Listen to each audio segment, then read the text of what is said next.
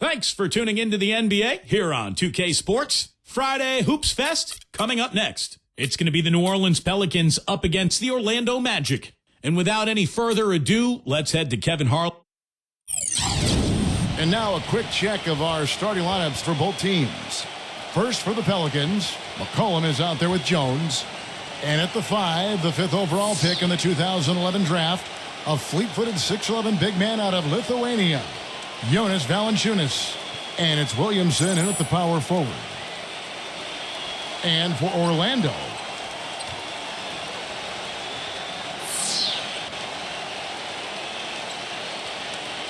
boy, the Hornets were a very young team last season, had several draft picks that saw meaningful time and were even in the rotation. And this team was NBA young, and that often means you're going to struggle on the road.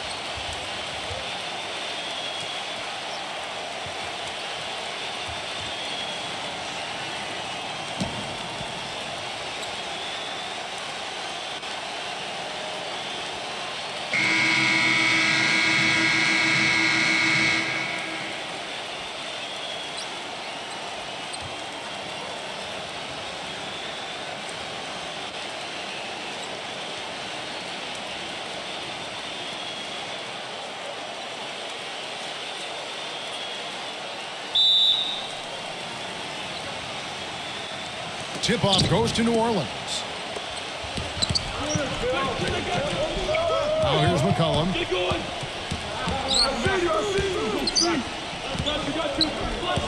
McCollum off a pick from Williamson. McCollum passes to Williamson. 6 to shoot. Shoots from the right block. That is good. And there's the first bucket of the game. Yeah, that's a nice tone setter out of the gate. Defensive foul. Herbert Jones. That's his first personal foul. First team foul. Relaford defended by Jones.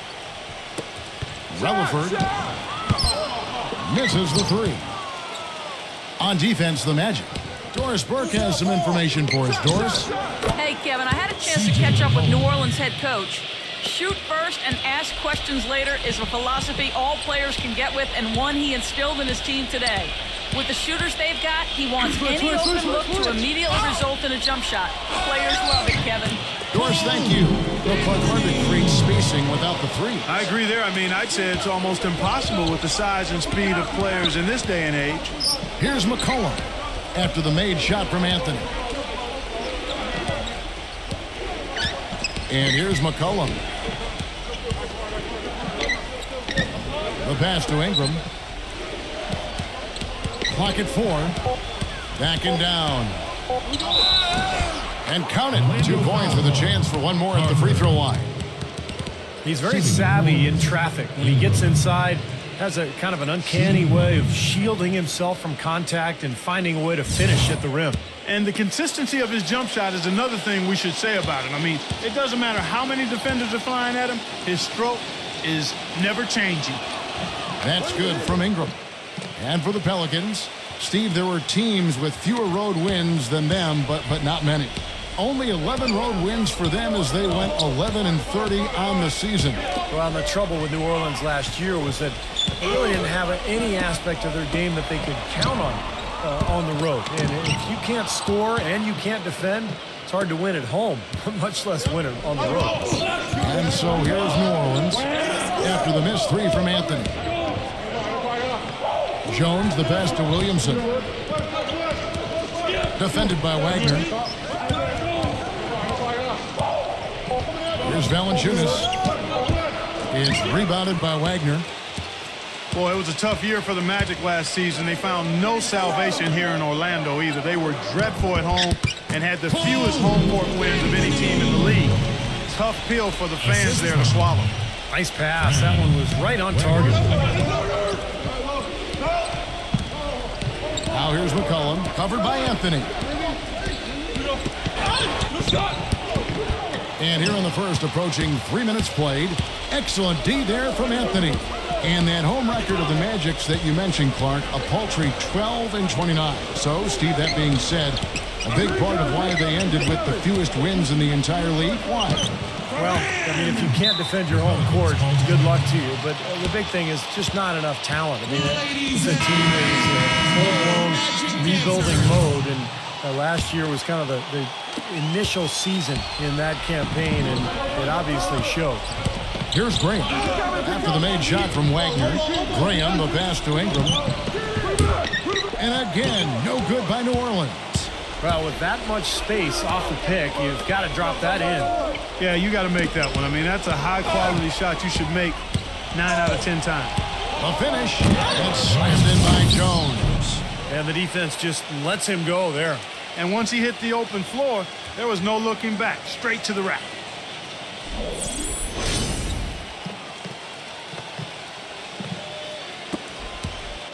The Magic trail by 3. Rutherford defended by Jones. There's 37 seconds left in the first quarter. It's rebounded by Ingram. For New Orleans, they've gone 4 of 7 from the field, shooting over 50%. Passes it to Williamson.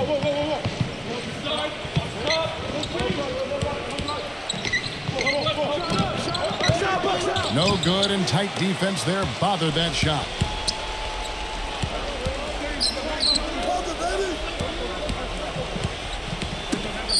They get a hand on it. And he dunks it down. Now, this is why the breakaway rim was invented, for plays just like that. Well, he almost brought the whole thing down, Clark, by hanging on that long. Yeah, he did, didn't he? It was a great dunk, and also a great game we've got here. Here's Graham. He got it up in time, but it wouldn't fall for him. At the end of one, a closely contested game so far. New Orleans on top, leading by a point. And don't go away. Well, up to this point, a closely contested game as we start the second quarter. And before we move on, what do you guys think about what we've seen so far from New Orleans? I was impressed with their transition game, guys. They really got out and ran the lanes. Yeah, they did. I mean, no better way to get easy buckets than through fast breaks. No good from Ross. New Orleans in the lead. Now Graham looking for his first basket still in this one. Yeah, here's a guy who gives the coach the luxury of a very simple play call, which is just the ISO. Get him the ball and get out of the way, and good things are going to happen. And I don't think we can talk about him without also mentioning his tendency to just erupt and string together a bunch of baskets in a row in a real short period of time. The big story in New Orleans, guys, is the change of the name. From the Hornets, a name that came with the team when they relocated from Charlotte, to the brand new Pelicans. Now, Pelicans might not be the most intimidating name around the league, but it does have a nice and special connection to the city and state.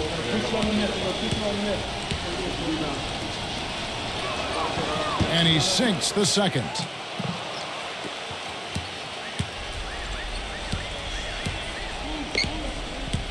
They set the pick.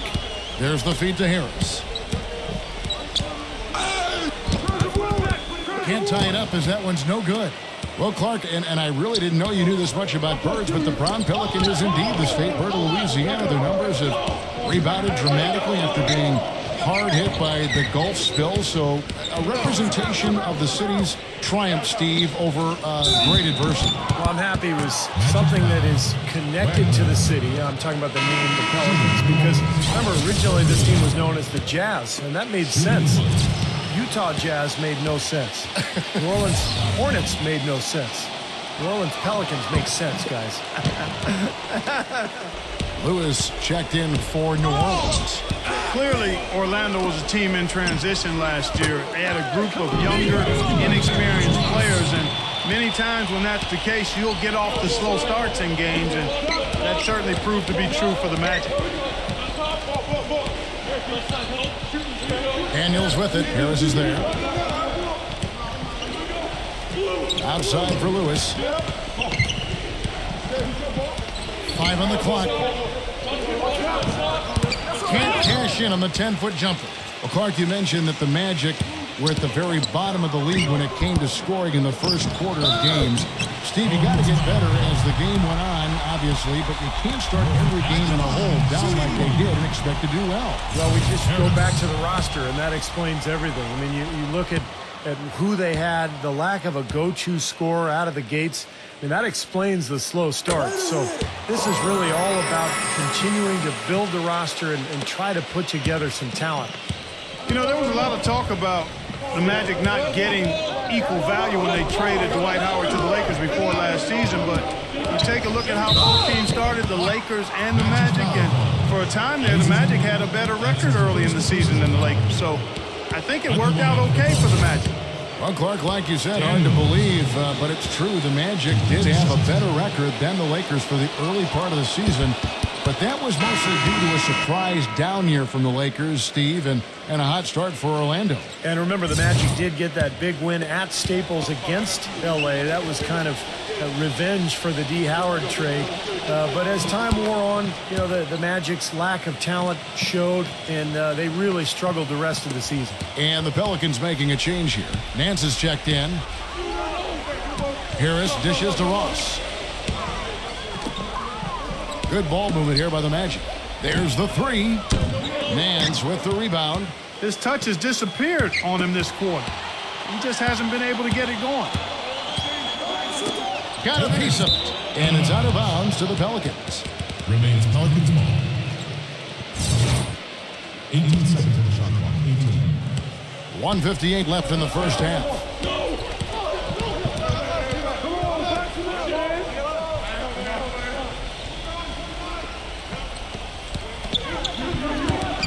Here's like that. Can't get it to go. And it's the Magic taking it the other way. Now the dish to Ross. Off target from three-point range. And it seems like nothing is falling for him this quarter. He's really out of his rhythm. An emphatic alley-oop jam. You can see the eye contact there. Gave a little nod and then burst to the rim for the alley-oop slam. No doubt, Clark. A pair of teammates with a terrific feel for each other out on the floor. And what a play to make in a close game. A potential momentum builder. Tipped away. Stolen by Lewis. By himself. Oh, get it! Oh, watch out now. Boy, I love it. Active hands on the steal, active feet on the fast break. And Clark power on the dunk. And guys, this is just too close of a game to be giving the ball up like that and then failing to get back in transition. Some changes for New Orleans. Hayes is checked in, and McCollum subbed in for Lewis.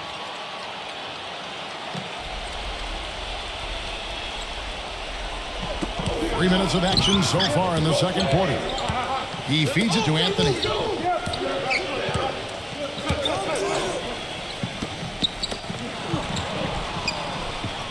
Rejected by Hayes.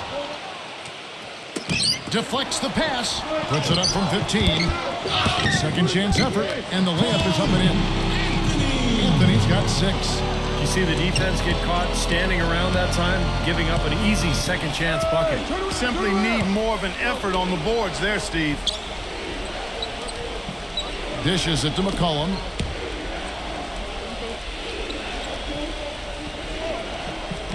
Feeds to Nance. Gets to the rim for 2 with the D all over him. And the Pelicans lead by 5. Orlando's gone 0-3 from beyond the arc to start the second quarter. 3-second difference between shot clock and game time. Great defense. He anticipated the play and got there first. Yeah, I think he got there in time. Nice play. Herbert Jones.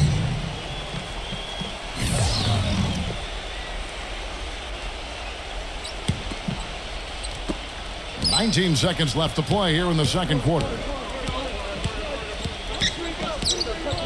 McCollum with the ball.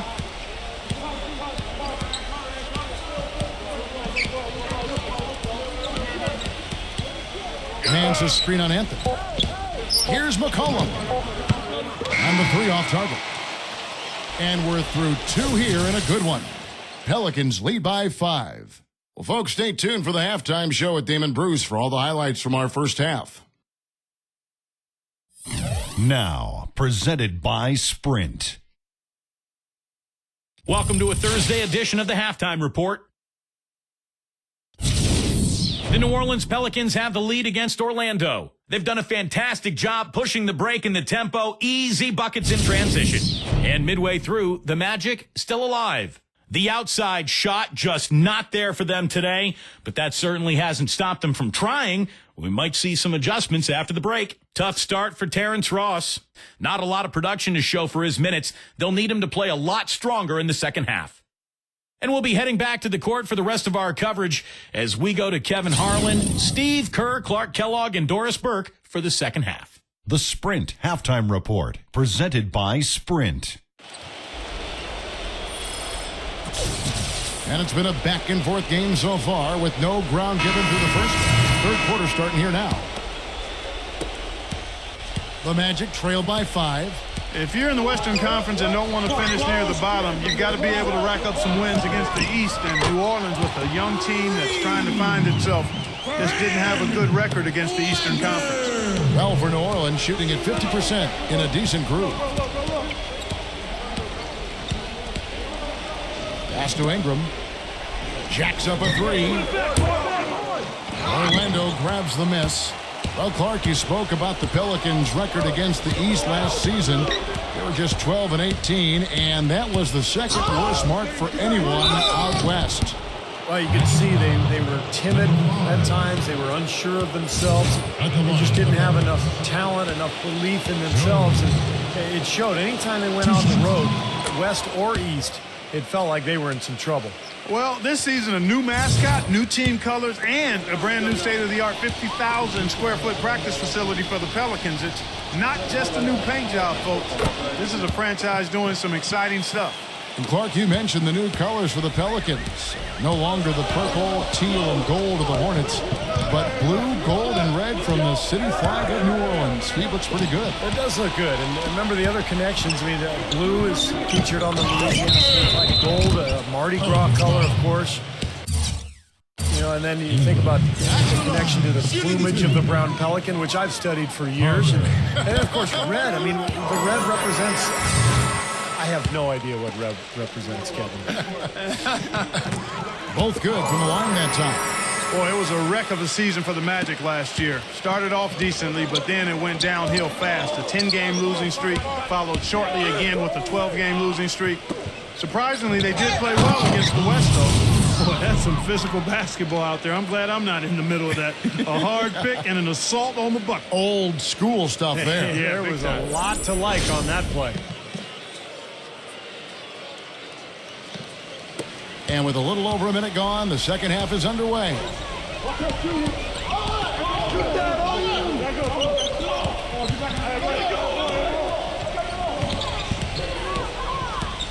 He kicks it to Anthony. He passes to Wagner. 6 on the shot clock. Here's Carter. So he gets the whistle. Contact on the way up, and 2 shots coming up. The Magic have made 3 free throws so far. Haven't missed any.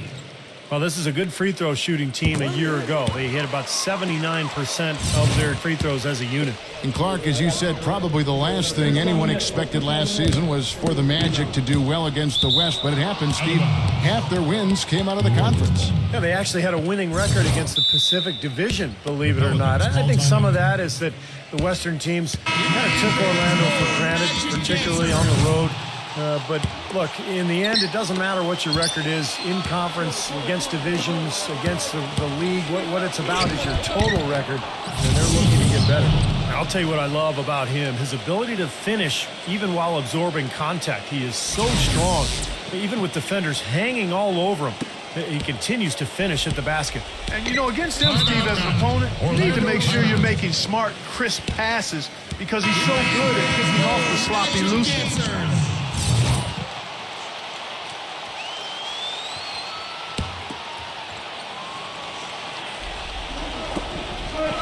Anthony drives in. Some nice ball movement by the Magic. Fires for 3. Alive Orlando. And it's Carter missing. Had a pretty good look at the basket, but defensively they did a nice job rotating, forcing the miss. Here's Williamson. That is good. Now it's a 7-point New Orleans lead. That's the 10th straight point they've given up in the paint. I guess the good news is they've taken away the outside shot. Well, you know what? It doesn't matter how good their perimeter defense is if they're going to allow inside looks as easy as that. Rutherford. That one falls coming off Anthony's feet. Pelicans leading by 5. McCollum passes to Williamson. Kicks to McCollum. A 3-ball, and that is good. McCollum's got 7 points in the game. They've done a lot of good work with the ball, really moving both the ball and moving bodies, getting quality chances at the hoop. And they're not wasting chances when they get it. I mean, they're hitting their shots. Count the bucket. Where you just can't give them that kind of position in the post. I'll tell you what, when he gets it in that tight, he's going to bury those. There's 53 seconds left to play here in the third. Shoots a fader, and that one's good. He has 5. He's definitely got that shot in his arsenal. The Magic trail by 8.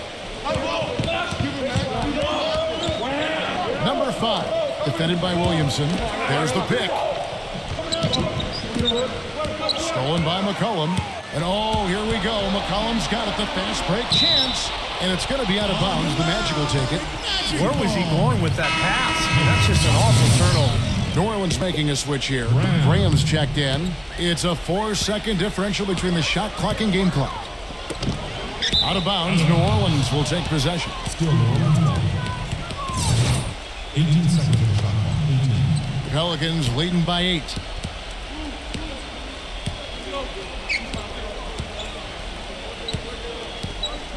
Jones with the screen on Anthony. Graham kicks to Jones. Off target there. That would have pushed the lead to double digits. Here's Anthony. No good on the buzzer beater. The third quarter comes to a close. Pelicans ahead, leading by 8. Hello and thanks for joining us, folks. The fourth quarter of play should begin momentarily. All right, we'll take a look now at how the points have been generated so far. A scoring breakdown for the Pelicans. Well, it's been an outstanding game for them in the open court. Their fast break points really stand out. And the other thing they're doing, Clark, is scoring a lot of points off turnovers, forcing mistakes, and cashing in. He got there late, but you do have to like the aggressiveness to go after the block. But that one's going to count. And the crowd immediately letting the officials have it after that whistle. A very unpopular call there. Carter, he's checked in for the Magic. And the free throw, no good. Really quite surprising to see the huge edge they have in rebounds given what the scoreboard said. Yeah, it's not typical. I mean, they have been really dominant on the glass. There's the pass to Wagner. Makes no mistake on the open jump shot. New Orleans leading by 8. Passes to Williamson.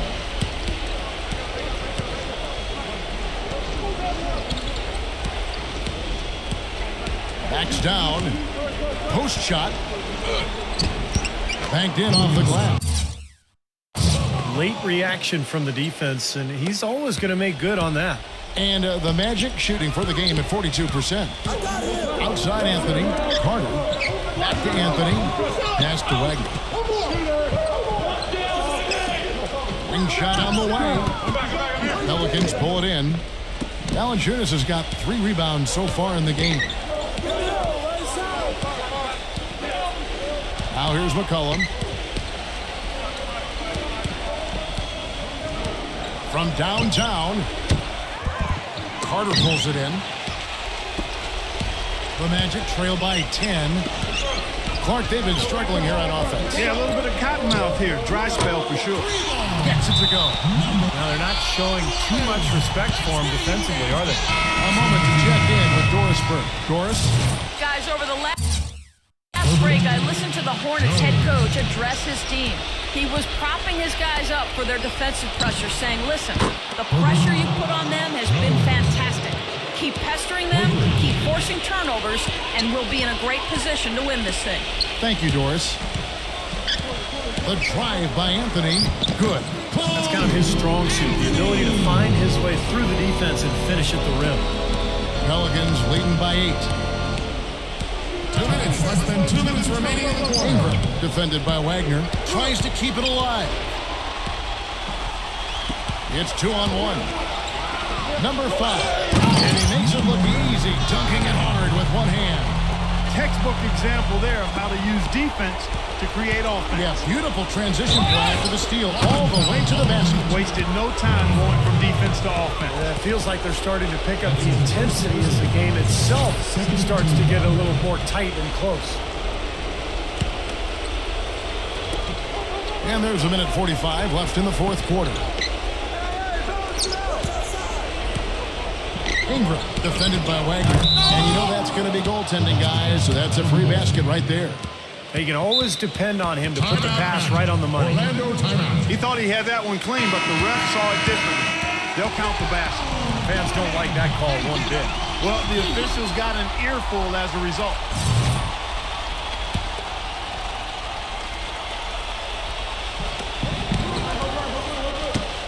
Poked away.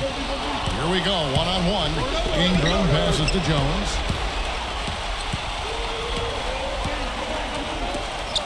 Shoots from the corner. No good from Wagner. Guys, a good chance for them to slow it down. Yeah, I agree. Got to use some clock here. And that one's good. And now it's a 10-point New Orleans lead. You know, something we're seeing less and less of these days, that little finger roll. Number 5, defended by Williamson. The feather touch on the finger roll. Beautiful. One of the reasons they're behind is because we haven't seen enough of that. He needs to become a bigger part of the offense. He dishes it to McCollum. There's 53 seconds left in the fourth quarter. He passes to Ingram. Defended by Wagner. Shot clock at 5. Defensive foul. So the first one drops, and that will put them up by 9. So a new group on the floor for Orlando. Both free throws good from Ingram. There's 45 seconds left in the fourth quarter. That's tipped. Now the pass to Wagner. The feed to Ross. Off the mark there with the three-point shot. I like the defense, guys, really getting a hand up and challenging shots. Yeah, Steve, lurking on that shot, and that was a tough one. Pass to McCollum. Some nice passing here by New Orleans. And he goes up strong with one hand and flushes it down. Well, if it wasn't already out of reach, it is now, thanks to this spurt. Just keep on firing, man. No reason to slow down now.